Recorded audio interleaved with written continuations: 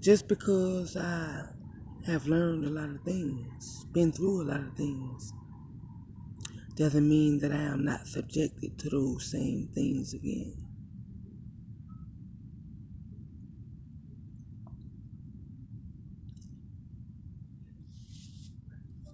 Intelligence,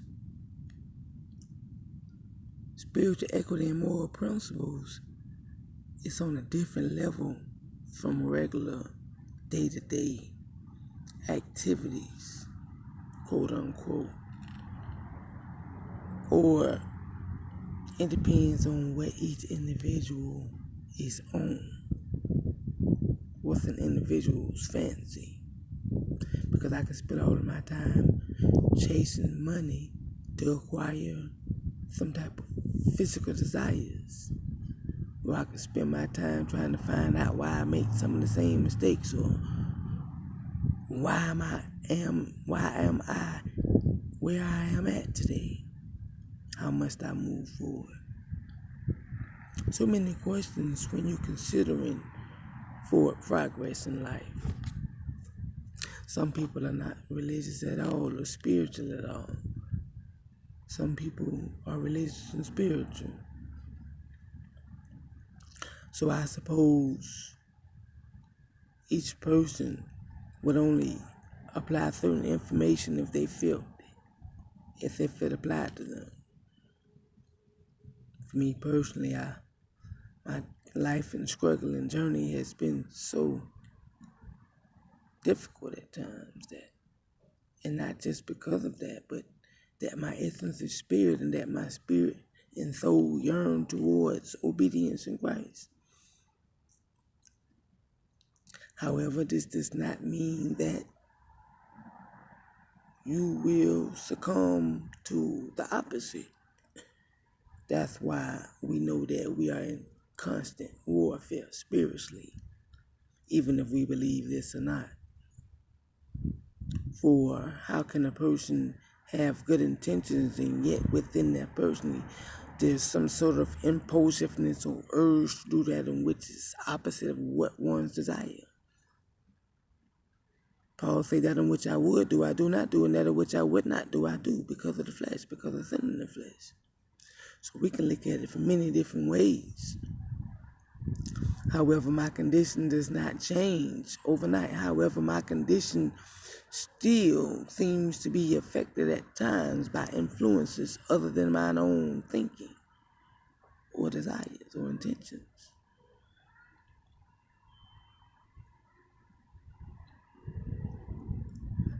A lot of the things that I go through is because of mistakes.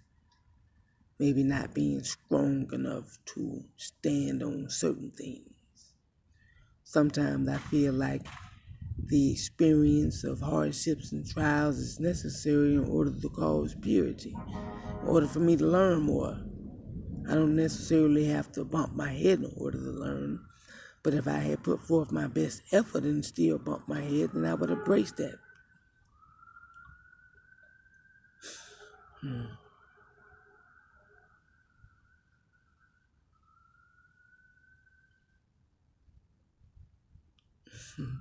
Wake up call.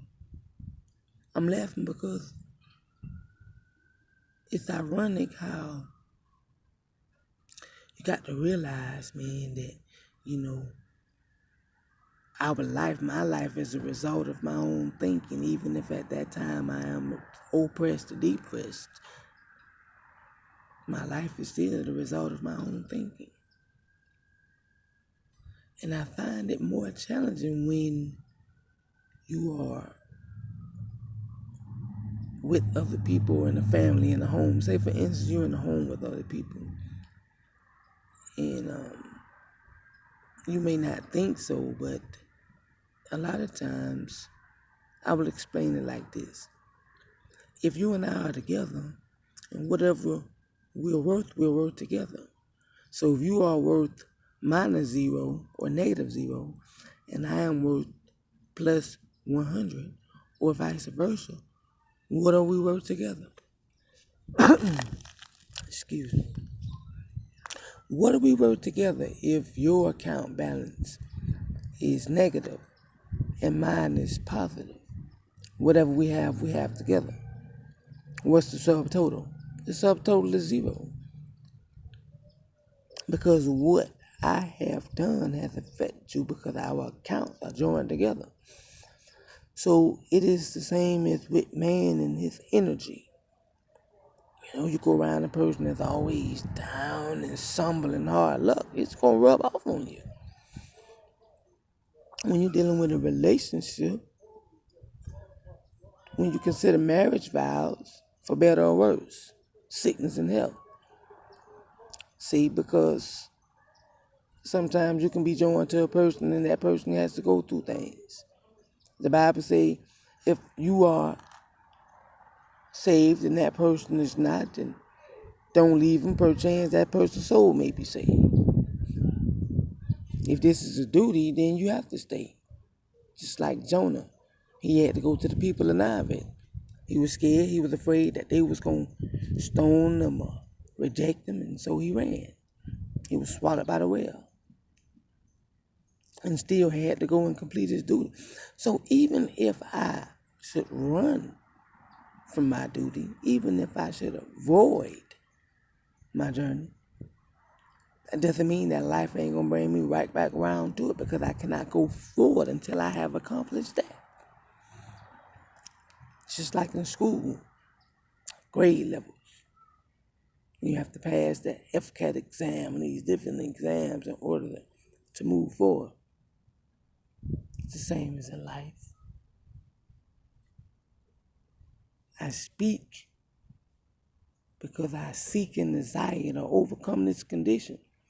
If you look back on some of my older videos, I was different because I was in a different environment, different setting. But still, you have to be able to go wherever and in whatever conditions and remain untouched. This is a great challenge. Maybe I wasn't prepared enough. Maybe this is necessary. Even though I have fallen, I am not fallen. Because I know that God is my fortress and my help and my hope. And so I embrace. And it's important to embrace, because if you resent something, then there's only contention. But if I embrace it, then I can find peace. May even discover something that's helpful.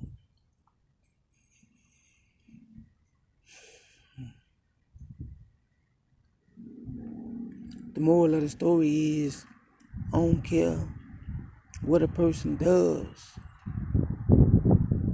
or don't do. Don't feel like you can't continue to call on the Lord. No matter. See, I hear a lot of people say, well, I don't want to play with the Lord.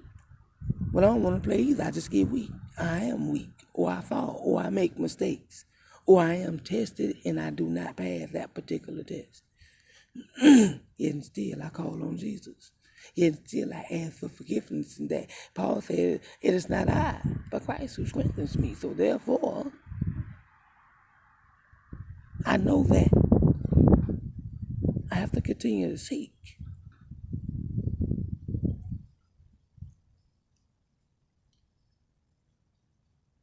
I've fallen many times, but I am not fallen. For the Lord is my strength, my fortress, my shield and my buckler, my high tower, deliverer. See?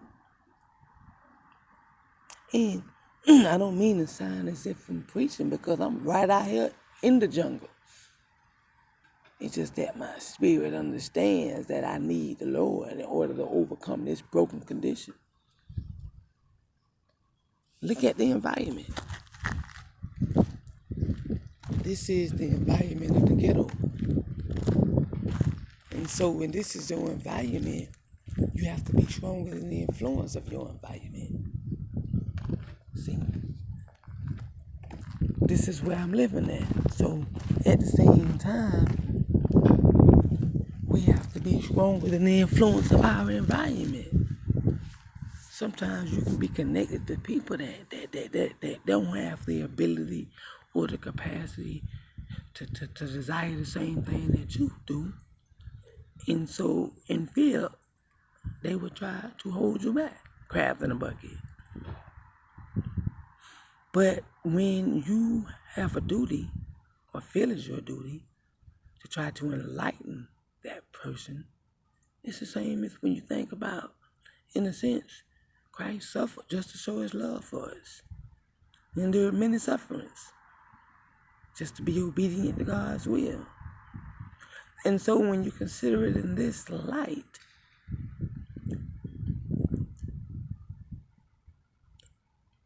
you have to endure sunny days.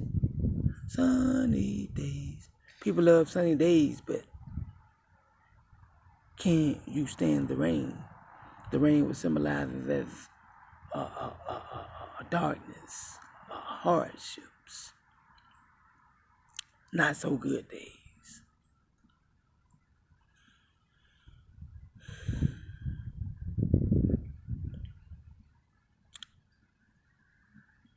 I'm far from perfect, but my heart desires to be obedient. My soul desires to be obedient. And so, even if I should do my best now but fail in my next effort, I only hope that I should get back up, look back up to whence my help comes from, which is the Lord, Christ.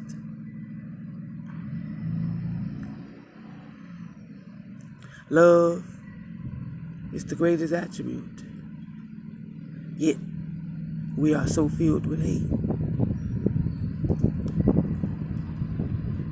God is love, so if I continue to seek him, then maybe his love will fill me up, and I would understand that there is no need to hate.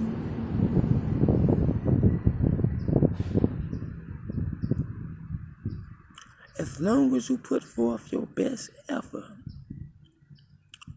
and you know this in your heart, then one should not beat himself up. One must know within his heart of heart that he put forth his best effort, yet and still it's time to go back into training, into the lab, to study, to meditate, to pray, even to physically exercise, for mind, body, soul, and spirit must unite. That I could have balance, that I could be disciplined. How could I express so much intelligence and knowledge and yet fall victim to ignorance? Because what's the hardest part if you're going up a hill? Or I would use the analogy of, say, struggling up a hill, getting to the top of the hill and maintaining your course. So in life, what's hardest? To struggle or to maintain? You can struggle, put forth your best effort. You can drop a couple times and get up and finish the race. But can you maintain that pace? Even if you had to change paces and then go back to another slower pace or a faster pace. To maintain. The only way to maintain is balance, maybe. Is you have to plan, you have to set goals, I think. Because if I am absent-minded, when I do have some money or some funds or opportunity, I'll be ill prepared to deal with it because I am absent-minded, because I have no desires or no purpose. So we have to have a purpose. We have to know what our divine purpose is. But in this world today, the understanding of the spirit is so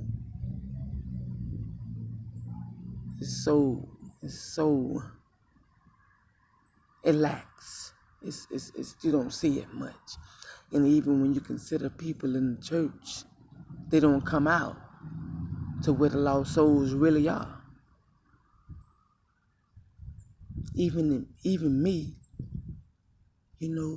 You can see me and think I'm a thug, or even my action will sometimes depict this or say that I am that at that moment. In those moments is when I'm able to talk to some people who others can't reach, won't even come to try to reach.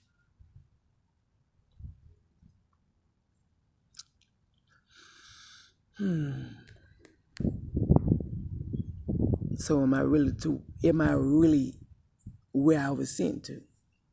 See, are you really where you were sent to? See, yeah, it's a struggle. Yet still, people who was not giving God glory is now saying Jesus' name more regular. So I kind of understand my purpose a little bit more. Sometimes you got to get down to where a person is and reach, or to identify with them, or to reach out to them. So it don't seem like you're so far up above them. Sometimes you got to get on the ground with them and cry with them. And this actually manifests as your condition being one of brokenness, so that you can identify, so that you can express God's love to that person through that moment, because you had been broken before. So you understand brokenness. The only thing that can mean brokenness is God's love. Who can strengthen the soul of man except he who created the soul of man?